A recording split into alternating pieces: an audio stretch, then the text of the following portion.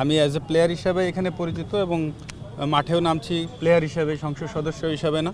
I hope that you guys will treat me the same way. সংসদ সদস্য আর cricketer দুটো পরিচয় আলাদা করতে চান মাশরাফি।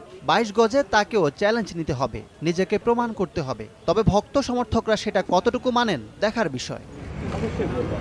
একখণ্ড অবসরের সুযোগ নেই, রাজনীতির মাঠ থেকে খেলার মাঠ।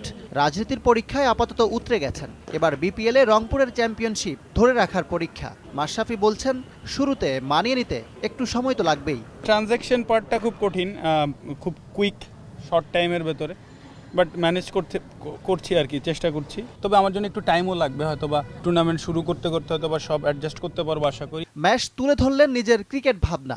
আবারও জানালেন, বিপিএল কোনোভাবেই বিশ্বকাপের প্রস্তুতি মঞ্চ নয়। উইকেট নিয়েও অসন্তুষ্টি আছে তার। তবু বিপিএল নিয়ে রোমাঞ্চিত রাইডার্স অধিনায়ক।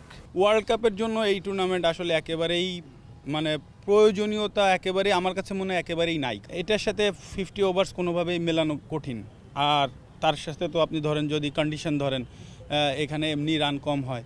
ইংল্যান্ডে যেখানে 350, 320-30-এর ম্যাচগুলো হবে। সো হয়তোবা আপনি বলতে পারেন নিউজিল্যান্ড থেকে হয়তোবা আমাদের ওয়ার্ল্ড কাপের একটা প্রস্তুতি শুরু হতে পারে। মাশরাফি 4 বারের চ্যাম্পিয়ন ক্যাপ্টেন, বললেন প্রতিবারই চাপ থাকে, তবে এবার প্রত্যাশার চাপ একটু বেশি। এক্সেপ্ট লাস্ট ইয়ার ছাড়া আমি প্রত্যেকবারই প্রেশার নিয়ে শুরু হয় আমার এই টুর্নামেন্ট। সো ডিফেন্ডিং চ্যাম্পিয়নের সবসময় একটা আলাদা প্রেশার থাকে, এবং আপনি যে খুব ভালো টিম করে চ্যাম্পিয়ন হবেন এই ফর্মেটে এই গ্যারান্টিও থাকে না। ইকরাম হুসাইন, সময় সংবাদ, ঢাকা।